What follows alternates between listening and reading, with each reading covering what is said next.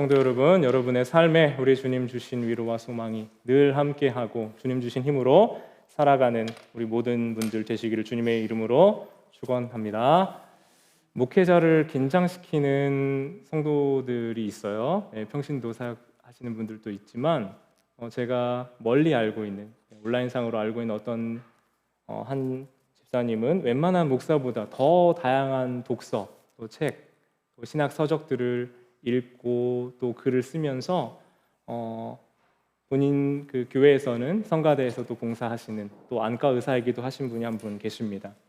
네, 이분이 최근에 책을 한 권 냈는데 딸의 25가지 이 질문에 대한 대답을 기록한 책인 믿음을 묻는 딸에게 아빠가라는 책을 냈어요. 그래서 제가 이분 그 평소에 목회자 이상 신학자 이상으로 책을 많이 보시는 분이기 때문에 기대하고 또 그 서평이나 여러 가지들 관심 있게 보아왔는데 그분 책 중에 이제 한 챕터가 이 세상에 사라지지 않는 고통의 문제에 대한 질문, 그리고 그에 대한 아빠가 나름대로 딸에게 해주는 대답에 대한 내용이 있었습니다. 그 내용 중에 인용했던 한 부분이요, 그 우리가 기독교 신앙에서 많이 알려진 저술가, 신학자인 C.S. 루이스의 글을 인용했습니다. 뭐라고 얘기했냐면요, 고통이란 귀먹은 세상을 불러 깨우는 하나님의 메가폰, 귀먹은 세상을 불러 깨우는 하나님의 메가폰이고 만사가 잘 돌아가고 있다는 환상을 깨트리는 데 도움을 주어 하나님이 반항하는 그 영혼의 요새 안에 진실의 깃발을 꽂을 수 있게 한다라고 얘기했어요. 그러니까 모든 것이 잘 돌아가고 있다라는 이 환상을 가진 삶에 이 고통을 통해서 영혼의 요새 안에 진짜 진실이 뭐고 진리가 무엇인지를 깨달을 수 있게 한다라는 말이었습니다. 여러분, 글의 핵심을 보니까 이 내용이 이제 핵심이 아니라 이것을 인용하면서 이야기를 쭉 시작을 했는데, 사실은 아주 저명한 신학자였던 C.S. 루이스도 인생 말년에 본인이 사랑했던 여인을 암으로 잃게 됩니다. 어떤 반응이 나왔을까요? 이런 어떤 논리와 체계들과 신학들을 자기 나름대로 이렇게 잘 구성해 놓고 글도 쓰고 그것에 대한 답을 나름대로 잘 찾아가던 사람이었지만 그도 사랑에 빠졌던 여인이 죽고 나니 크게 절망했던 겁니다. 죽음 앞에서 절규하고 하나님께 울부짖었던 그분의 이야기를 하면서 아까 말씀드렸던 그 저자가 이렇게 얘기하는 거예요. 고통의 이론적인 그 설명은 불가능한 것 같다. 그러나 본인, 이 저자가 생각하는 고통의 이 세 가지, 확실하게 점차 이건 좀 확실한 것 같다라는 세 가지 이유에 대해서는 이렇게 이야기합니다. 첫 번째, 고통당하는 사람에게 필요한 것은 어떤 설명이나 훈계가 아니라 공감하고 위로하는 것이라는 것, 이게 첫 번째고요. 두 번째, 내 고통은 다른 사람의 고통에 대해서 무지하거나 무감각해서 다른 사람에 대해서 관심 갖지 않았던 그런 나의 감각을 깨우는 가장 효과적인 각성제이다. 세 번째, 타인의 고통에 대한 나의 공감 능력이 바로 나의 성숙함을 보여주는 표지다. 이렇게 세 가지를 정리하면서 본인이 생각할 때 이건 점점 더 분명해지는 것 같다라고 이야기를 했습니다.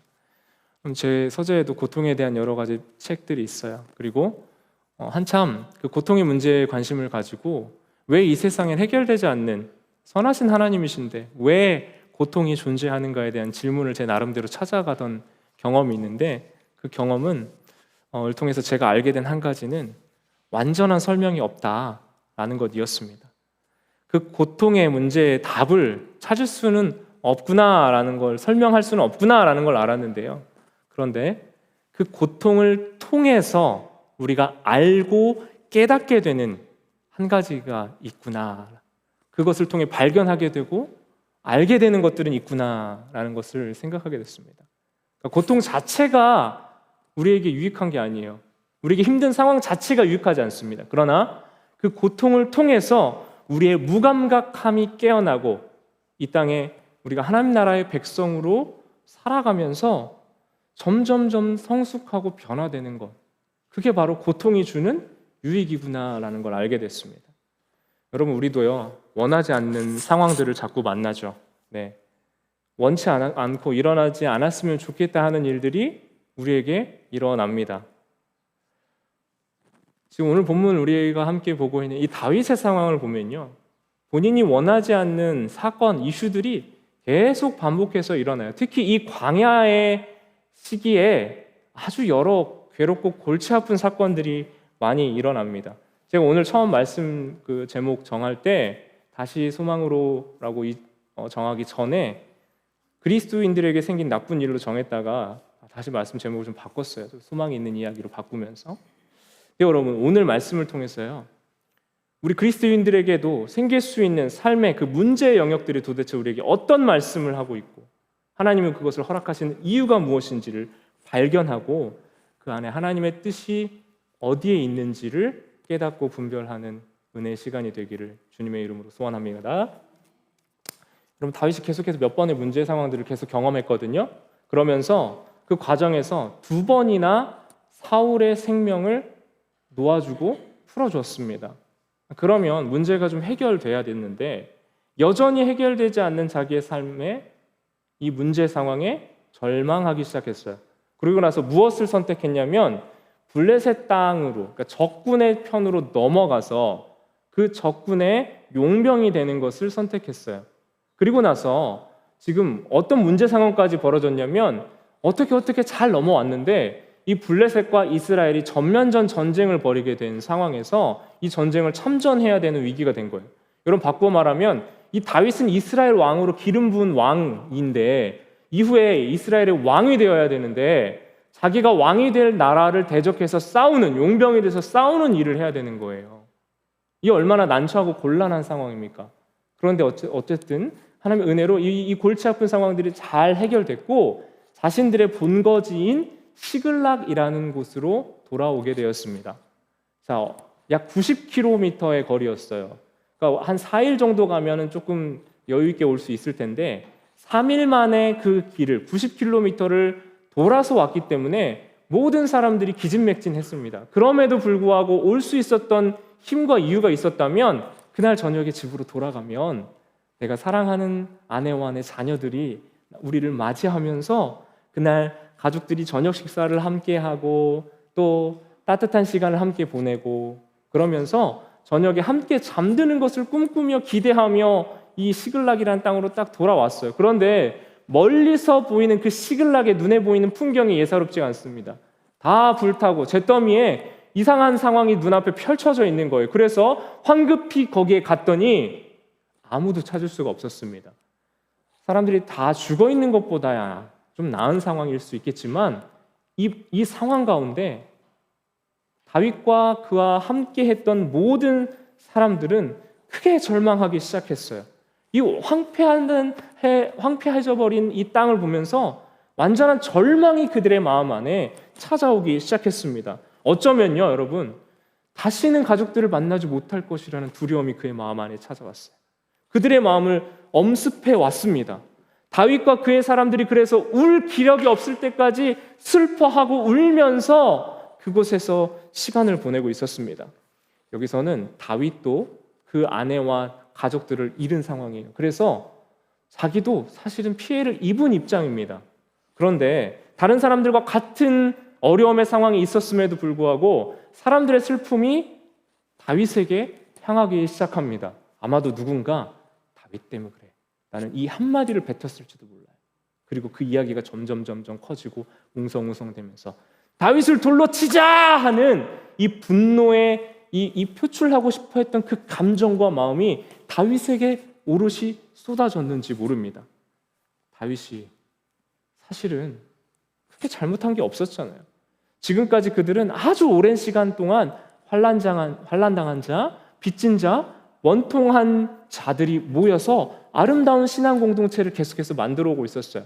바로 변화되진 않았더라도 그들이 함께하면서 많은 변화들이 있었습니다. 그래서 지금까지 여러 변화들 가운데 우정과 사랑의 공동체로 함께 세워져 가고 있었습니다. 그런데 일순간 몰아닥친 아말렉의 재앙 때문에 그들이 지켜왔던 신앙과 모든 것들이 다 초토화되고 말았습니다. 여러분, 때로는 우리 삶에 예상할 수 없는 문제 상황, 내가 예측하지 못했던 그 어떤 일들을 통해 우리의 삶에 내가 어떻게 속수무책으로 아무것도 할 수 없을 것 같은 상황을 마주합니다. 고통의 순간들이 있어요.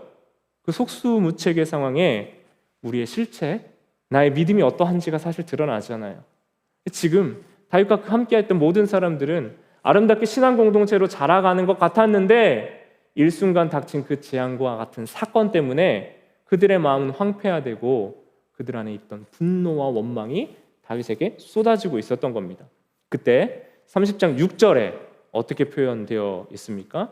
30장 6절 한번 보시겠어요? 백성들이 자녀들 때문에 마음이 슬퍼서 다윗을 돌로 치자 하니 다윗이 크게 다급하였으나. 보세요. 말씀 준비하니까 유독 제가 두드러지게 보였던 본문의 그 한 구절이 있습니다. 백성들이 마음이 슬픈데 무엇 때문에 슬프다고 표현하고 있어요? 자녀들 때문에 마음이 슬펐다고 표현하고 있어요. 제가 한국에서 이제 사역할 때 제가 봐도 평생 평탄하게 삶을 살아온 집사님이셨어요. 지금 삶도 크게 문제와 어려움이 없어요. 신앙생활 열심히 하시고요. 화목한 가정 이루고 인생에 크게 금전적으로나 관계적으로 어려움이 별로 없는 분이에요. 그런데 그분이 이 자녀, 사춘기 접어든 자녀 때문에 그렇게 하나님께 부르짖고 기도하고 새벽 예배로 여러 모습으로 하나님 앞에 나오시는 것을 보고 또 이야기하고 또 기도 제목도 나눈 경험이 있습니다. 평생 그분의 고백이 그래요. 자기 평생에 하나님을 이렇게 간절히 찾을 때가 없었대요. 애끓고 이렇게 고달파하며 하나님을 찾는 건 이런 내 자녀의 문제가 아니면 이전엔 그렇게 없었던 일이었다는 거예요. 여러분도 그런 경험 있으세요? 여러분 자녀의 문제 때문에 그 자녀의 모습을 통해 우리 자신을 깊게 다루시는 그 하나님의 손길을 경험한 적 있으세요? 저는 아직 아닌 것 같아요. 아닌데 며칠 전에 저도 상관없는 일이 아니구나라는 걸 경험한 순간이 있었어요. 아주 짧은 찰나, 며칠 안 됐거든요. 저희 애가 저한테 이런 말을 했습니다. 아빠는 내 마음을 모르잖아 하는데 제 등에서 식은땀이 이렇게 샥 흐르는 거예요. 내가 그거 알아야 되니? 이 대답은 아니었지만 내가 네 마음을 모른다는 걸 이 아이가 인식하고 있구나라는 순간 이렇게 마음이 움찔했습니다. 여러분, 자녀가 내 마음대로 내 뜻대로 되지 않기 때문에 그 자녀를 통해 하나님이 우리에게 말씀하시고 또 기도하게 하시고 우리를 다루시는 줄 믿습니다. 그래서 여러분, 혹시 지금 우리 자녀들을 양육하며 다 큰 성인일지라도 우리에게 주시는 기도의 제목들이 있다면 하나님이 그 자녀를 통해 내가 어떻게 할 수 없는 그 상황 가운데 우리를 두시고 나를 다루시는 과정이라는 인식이 우리 안에 있기를 소원합니다. 자녀와 관련된 문제는 어느 시대 누구에게나 크고 중요한 일이기 때문에요. 그 중요한 일을 통해서 우리에게 말씀하시고 우리를 빚어가시는 분이 바로 하나님이신 거죠. 내 뜻대로 되지 않는 상황, 그 상황이 은혜가 될 수 있는 이유는 내 마음대로 안 되어서가 아니라 그 안 되는 상황 가운데 나를 바꾸시고 말씀하시고 이끌어 가시는 그 하나님을 만날 수 있는 때이기 때문인 줄 믿습니다. 여러분, 지금 다윗의 상황이 지금 그래요. 말 그대로 완전한 절망이에요. 어떻게 할 수 있는 것이 아무것도 없어요. 그래서 이 절망 가운데 모두가 깊이 빠져 할 수 있는 게 울는 것밖에 없으니까 온 기력이 쇠하도록 그냥 울 수밖에 없었던 거예요. 여러분, 이 완전한 절망이 오는 이유는 뭐냐면 소망의 이유를 찾을 수 없기 때문이죠. 여러분, 당연한 거 아니겠어요? 그런데 어떤 소망의 이유를 작게라도 찾았다면 이들은 벌써 움직였을 겁니다. 그 소망의 이유를 붙잡기 위해서 당장 움직였을 거라고요. 그런데 그럴 수밖에 없었던 게 이 아말렉이 이제 이 이스라엘을 기준으로 서남쪽에서부터 이렇게 해안을 따라서 올라왔을 거거든요. 그런데 광야를 지나서 이렇게 올라왔기 때문에 어디로 와서 어디로 가는지 도대체 흔적을 찾을 수가 없는 거예요. 그 며칠 동안 이미 얼마나 갔는지 어디로 갔는지 우리 가족들의 흔적을 아예 찾을 수가 없기 때문에 이거 어떻게 할 수 없는 상황에 손 놓고 절망하고 낙심하고 있는 상황이 지금 다윗과 그와 함께하고 있는 사람들의 상황이라는 거예요. 소망을 잃어버린 위기 상황, 어떤 희망도 찾을 수 없는 그 순간에 그들이 무엇하고 있는 겁니까? 절망하고 울고 있었던 겁니다. 여러분, 당연한 얘기인데요. 우리의 그 절망의 상황을 일으켜 세울 수 있는 힘은 하나님이 우리에게 허락한 소망에 있는 줄 믿습니다. 그 소망이 우리 안에 있어야 소망의 이유를 찾아야 되는데 우리가 무엇하기 쉽냐면요, 그 상황에 훈계하고 원인을 찾고 그러면서 진정한 소망의 이유가 아니라 설명과 훈계로 그 상황에 머물러 있을 때가 많은 거예요. 그러니까 절망 가운데 있는 사람들에게 가장 필요 없는 것이 설명과 훈계가 물론 나중에 필요하겠지만요, 그 상황 자체에서는 그게 필요하지 않거든요. 우리가 쉽게 범하는 오류가 뭐냐면 그 상황에 설명하고 훈계하려고 하는 겁니다. 사랑하는 여러분, 누군가 절망과 낙심의 어려운 상황에 있는 사람들을 여러분 마주하고 만나게 된다면 그때 설명하려고 하지 마시고 소망의 이유를 함께 찾아주시는 여러분들 되시기 바랍니다. 그 소망의 이유를 다시 제시하고 하나님께서 그 주시는 소망 가운데 나를 통해 주시는 말씀으로 위로할 수 있는 여러분들이 되셨으면 좋겠어요. 한국에서 실업률이 한참 문제되고 지금도 그렇지만요, 어른 세대들이 이렇게 지적하는 그 포인트가 뭐였냐면, 아니 실업률이 높은데 일자리는 많다, 힘든 일이라도 찾아서 하면 되지 않느냐라는 것들이 한참 이슈가 될 때가 있었어요. 젊은 세대가 힘든 일 하지 않으려고 한다는 것을 이렇게 꼬집어서 이야기했던 거죠. 근데 한 토크쇼에서 어떤 한 가수가 그 젊은이들을 대변하는 마음으로 이런 얘기들을 했어요.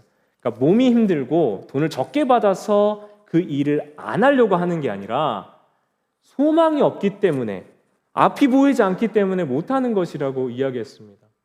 여러분, 이 이야기에 참 많은 젊은이들이 위로를 받았던 것 같아요.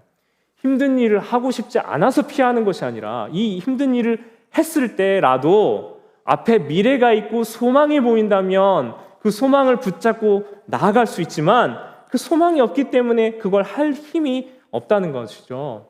그럼 완전히 맞는 말은 아닐 수도 있겠어요. 그러나 이 시대에 필요한 것은 우리가 하고 있는 일에 대한 소망, 우리가 하고 있는 일을 통해 하나님이 우리 앞날을 인도하시고 새로운 소망과 길을 인도해 주신다라는 소망이 있어야 그 소망 가운데 우리는 오늘 하루를 살아갈 힘을 얻을 수 있다는 것, 여러분 동감되지 않으세요? 지금 다윗과 일행이 처한 상황이 지금 소망이 없는 상황이었거든요. 이 소망이 없는 상황 가운데 해결 방법 있으면 일어나겠는데 그 해결 방법이 없잖아요. 어떻게 하겠어요? 온 마을 다 탈취되고 부녀자들 다 끌려갔고요. 어디로 갔는지도 모르는 그 소망을 잃어버린 이 상황에 우리는 어떻게 하시겠습니까? 다윗은 어떻게 하고 있습니까? 30장 6절의 하반절 말씀 함께 보겠습니다. 함께 읽겠습니다. 시작. 다윗이 크게 다급하였으나 그의 하나님 여호와를 힘입고 용기를 얻었더라.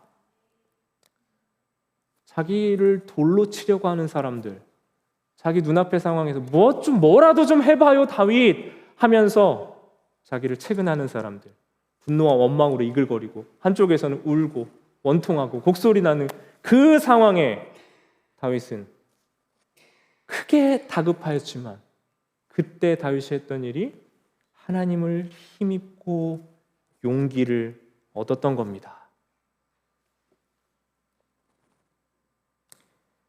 여러분, 우리에게 먼저 은혜의 공급이 있고 하나님이 주신 위로와 소망이 있을 때 그때 나를 통해 하나님의 은혜와 약속이 나를 통해서 다른 사람들에게 흘러가는 줄 믿습니다. 다윗이 지금 하고 있는 게 그거예요. 크게 다급한 이 상황에서 자신이 먼저 하나님을 의지하고 그분께 힘을 얻는 것을 시작합니다.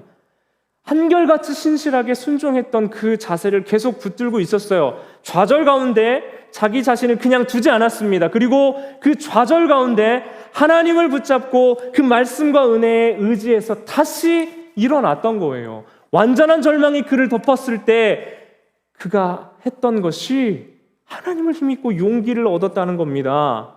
사랑하는 여러분, 그 이유가 무엇입니까? 사망의 음침한 골짜기를 우리가 다닐지라도 우리가 해를 두려워하지 않을 것은 주께서 나와 함께하기 때문입니다.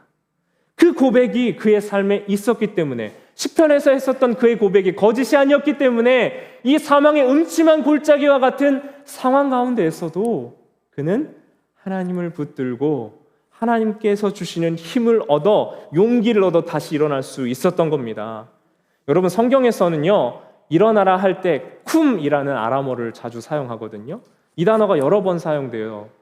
그런데 특히 회당장의 딸 야이로의 딸이 이 죽어 있는 것 같은 이 상황에 예수님이 오셔서 그에게 이렇게 말씀하십니다. 마가복음 5장 41절 말씀입니다. 그 아이의 손을 잡고 이르시되 뭐라고 하시죠? 달리다 굼. 달리다는 이제 소녀여 하고 부르는 거고요. 쿰, 이 굼이라고 표현된 쿰이 일어나라 하는 말씀이에요. 내가 내게 말하노니 소녀야 일어나라 하시면서 그 소녀를 불러 일으켜 깨우십니다. 쿰 하고 부르시면서요, 절망에 빠져 있는 그 아이와 가족에게 말씀하셔 소망을 너희에게 주리니 내가 너와 함께 하리니 일어나라 라고 말씀하시는 겁니다. 사랑하는 여러분, 우리가 위기와 절망의 상황 때 찾을 수 있는 소망의 근거는 무엇인 줄 아세요? 하나님이 예수님을 우리에게 보내시고 예수님의 그 생명 역사, 구원 역사, 은혜의 역사를 통하여 예수님이 지금도 우리의 인생에 찾아오셔서 사랑하는 아들아, 사랑하는 딸아, 너의 인생에 내가 찾아오노라 아들아, 딸아, 달리다 굼 하며 우리에게 그 낙심과 패배와 절망과 소망 없는 자리에서 일어나라 말씀하시는 것이 바로 우리에게 소망의 근거가 되는 줄 믿습니다. 여러분, 그래서 그것을 붙들며 의지하는 사람에게는 하나님께서 주신 그 힘을 붙들고 다시 그 주님의 이름에 의지하여 내 처한 상황이 아니라 하나님을 바라보는 사람에게는 하나님이 힘을 또한 공급해 주시는 줄 믿습니다. 여러분, 이거는 강제적으로 교훈해서 주님이 이렇게 하라, 이걸 우리에게 강요하시는 말씀이 아니에요. 주님이 우리에게 주시는 말씀은 그 감당할 능력이 없고 그 절망의 상황에 너희가 처해 있다면 억지로 네가 일어나, 네 힘으로 일어나라고 하시는 말씀이 아니라 우리 주님이 우리의 인생에 찾아오시고 우리가 그분을 의지할 때 주님께서 우리에게 감당할 힘과 능력을 주시겠다는 약속, 곧 언약의 말씀을 우리에게 주신 줄 믿습니다. 여러분, 그래서 이 약속의 말씀을 붙드는 사람은 우리의 삶의 시야에 있는 환경이 아니라 하나님의 약속을 붙드는 인생이 되는 거예요. 예수님을 의지하는 인생이 되는 겁니다. 예수님의 그 행하신 일들로 인하여 나를 지금 절망의 상황 가운데 다시 불러 일으키실 수 있는 분이 예수님이시다라는 고백을 하며 하나님을 힘입어 용기 얻어 살아갈 담력과 은혜를 누리며 살게 되는 줄 믿습니다. 중풍병자에게도 말씀하셨어요. 네 상을 들고 일어나라. 그것은요, 그냥 말로만 하신 게 아니라 그에게 그렇게 명하여 그의 자리를 일으켜 세우시는 그 주님의 언약과 능력이 그에게 임한다는 약속이었습니다. 여러분, 그 주님의 약속과 우리를 다시 일으켜 세우시는 그 주님의 임재를 사모하는 우리 모두가 되기를 소원합니다. 이 재앙을 헤쳐나가고 여러분의 상황의 문제를 헤쳐나갈 힘을 여러분 스스로의 해답으로 찾지 말고 하나님 의지하며 일어서실 수 있는 여러분들 되셨으면 좋겠어요. 기도하며 인도하심을 구하고 그리고 그 선하신 가운데 우리가 할 수 있는 최선의 반응을 해 나갈 때 하나님이 주변의 사람들과 상황과 관계와 모든 것들을 통해서 여러분들에게 새 길을 열어 가시는 분인 줄 믿습니다. 사무엘상 30장 19절 볼까요? 그들이 약탈하였던 것, 곧 무리의 자녀들이나 빼앗겼던 것은 크고 작은 것은 막론하고 아무것도 잃은 것이 없이 모두 다윗이 도로 찾아왔고, 전열을 정비해서 아말렉을 쫓아가는데요. 이 아말렉을 어쨌든 어디로 갔는지 모르니까 가다가 만났는데 이 아말렉 사람의 종이었던 애굽 한 병든 애굽 사람인 아말렉의 종을 만납니다. 그리고 나서 어떤 일이 일어나냐면 이 아말렉의 종이었던 이 애굽 사람이 병들어서 기진해 있던 이 사람이 먹을 것을 공급받고 좀 회복이 된 다음에 이 아말렉이 어디로 갔는지에 대한 경로를 알고 그 길을 안내해 주는 겁니다. 갔더니 그들이 흥에 취해서 마시고 놀고 신나게 있었습니다. 그러니까 그 타이밍과 상황, 적절한 때에 이 다윗과 그 군사들이 가서 그들을 다 죽이고 다시 빼앗겼던 가족들과 모든 물건들을 되찾아 왔었던 겁니다. 여러분, 어쩌면 생각해보면요, 이 과정은 없어도 되는 과정이었어요. 그런데 하나님이 이 과정을 원래대로 다 복구되었잖아요. 다 회복됐잖아요. 그런데 하나님의 사람인 다윗과 그 무리들에게 아예 안 일어나면 좋을 일이라고 생각 드는데요. 그런데 이 일이 일어났는 데는 그만한 이유가 있었습니다. 왜냐하면 이제 다윗이 이 적군의 용병의 생활을 끝마치고 이제 이스라엘로 돌아올 때가 되었기 때문에 그래요. 그렇기 때문에 그들 앞에 있었던 문제와 고통의 상황을 마주쳐야 됐고, 그리고 이 문제 상황을 해결하며 이 문제를 돌파하고 다시 이스라엘로 돌아오는 과정을 겪었어야 됐어요. 그래서 이 일 이후에 다윗은 이 빼앗았던 모든 전리품들을 다시 유다의 백성들, 알고 있던 장로들과 그 피해를 입었던 지역에 다시 돌려보냅니다. 그러면서 잃었던 마음을 다시 되찾고요, 다시 이스라엘로 돌아올 수 있는 기회를 되찾았어요. 여러분, 그랬기 때문에 아무리 이거 안 일어나도 됐던 일이 아니에요. 왜 그리스도인들에게 이런 일들이 생겨나요? 왜 예수 믿는데도 내 삶에 이런 일이 나는 겁니까, 목사님? 하고 물을 때 저는 답할 수 없지만요, 때로는 답할 수 없는 문제들이 있을 수 있지만 그 모든 일, 낭비가 없고 허비가 없으신 하나님께서 그 모든 일들을 통해 협력해서 여러분의 인생에 선을 이루어 가시는 줄 믿습니다. 실수 없고 실패 없으신 하나님이요, 제 삶을 그렇게 인도하셨듯이 여러분의 삶도 지금껏 인도하시는 줄 믿습니다. 불필요해 보이고 안 일어나도 됐고 내 삶에 아주 쓸데기 없는 일과 같은 제발 나를 좀 비켜갔으면 싶었던 그 일조차도 우리가 하나님 안에서 하나님의 숨은 뜻을 발견하고 그 일들을 통해 하나님의 그 부르신 사명과 내 인생의 목적들을 발견하고 깨닫게 될 때 그 일은 문제로 끝나지 아니하고 하나님이 주신 새로운 소망의 근거가 되는 줄 믿습니다. 여러분 삶에 있는 그 문제 상황에 해석이 필요해요. 이 일이 왜 일어났는지 하나님께 여쭙고요, 이 일을 통해서 하나님이 원하시는 뜻과 그 비밀한 계획들을 발견하시는 것이 여러분의 삶에 좋은 습관이 되셨으면 좋겠습니다. 이 엉망이 됐던 모든 것들이 하나님 안에서 다윗에게 다시 회복됩니다. 그 과정에서 하나님에 대한 신뢰와 하나님을 향한 그 뜻과 인도하심을 다윗은 다시 회복하고 계속해서 자기 왕으로의 부르심, 이스라엘을 회복하는 신정국가로서의 이 정체성을 붙드는 다윗의 부르심이 계속되어 갔던 겁니다. 그럼 제가 수요 만나 기도하며 녹음할 때 늘 똑같이 시작하는 멘트가 있죠. 뭐라고 합니까? 사랑하는 성도 여러분, 오늘도 주님이 힘주시고 새날에 소망 주시기를 기도합니다. 오늘의 만남입니다. 나올 것 같죠 이제? 이렇게 멘트하면서요, 오늘 우리에게 새날의 소망을 주실 때 그냥 하나님이 힘주시고 그냥 없던 힘이 솟아나게 해주시길 기도하는 게 아니라 이 뒤에 붙는 단어가 있어요. 뭐예요? 소망이에요. 소망이 우리 안에, 새로운 소망이, 하나님 주시는 해석, 내 삶에 대한 해석과 하나님이 내 삶에 임하고 동행하신다는 그 소망이 우리를 다시 일어나게 하는 줄 믿습니다. 절망과 낙심 그 순간에 이 문제의 원인이 해석이 되면 여러분 더 이상 그 안에 머물러 있지 않고 힘있게 나아갈 수 있거든요. 이것을 통해서 내가 어떻게 하나님께 더 나아갈 수 있는지가 분별이 될 때 우리의 상황의 절망은 치유책인 소망을 만나 하나님 주신 은혜를 발견하게 되는 거예요. 그러니까 그리스도인들은 이 똑같은 상황에 대한 해석이 달라져요.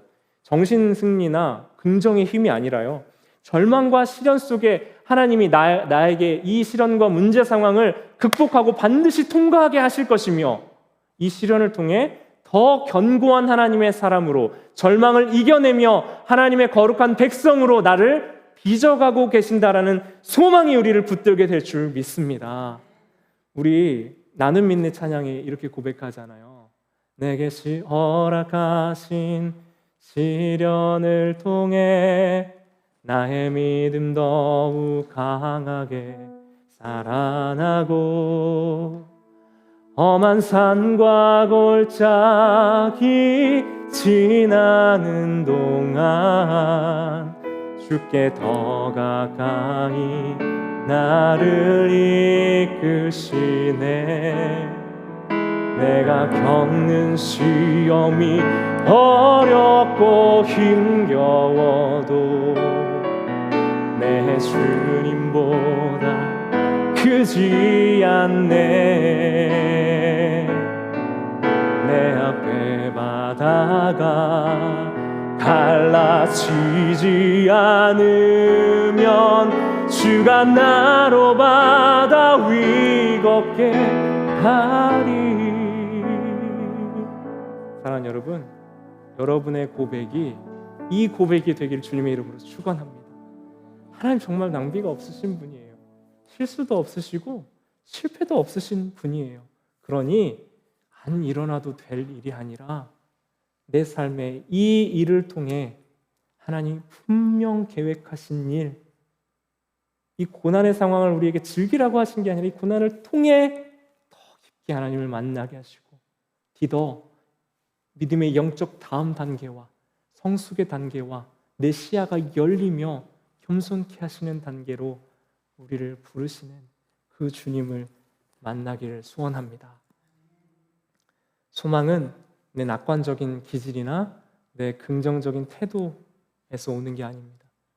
긍정의 힘은 내 안에 있는 힘이에요. 그러나 내가 긍정적으로 생각해서 긍정적으로 얻게 되는 결과를 성경은, 신앙은 얘기하지 않습니다.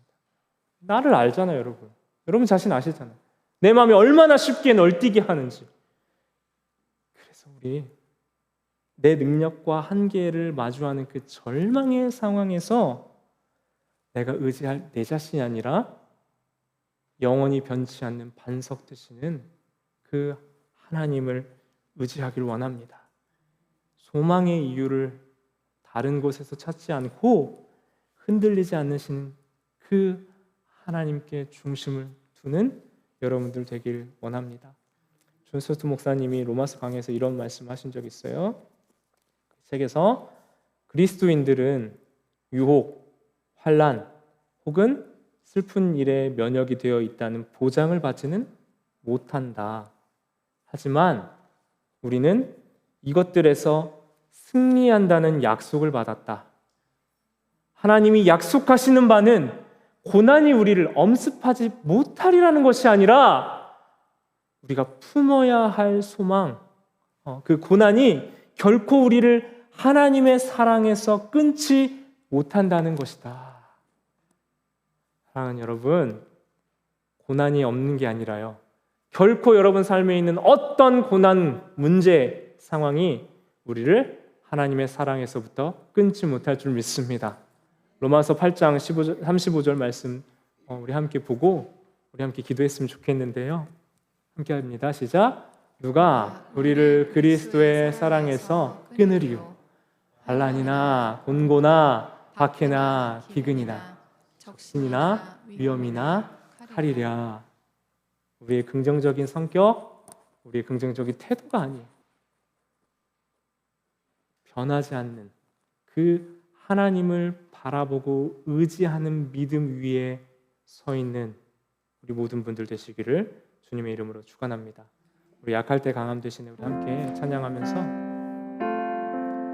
나의 연약함 중에 임하시는 내 인생에 찾아오시고 나에게 말씀하시는 그 은혜 앞으로 나아가면 좋겠습니다. 함께 찬양으로 고백하시죠.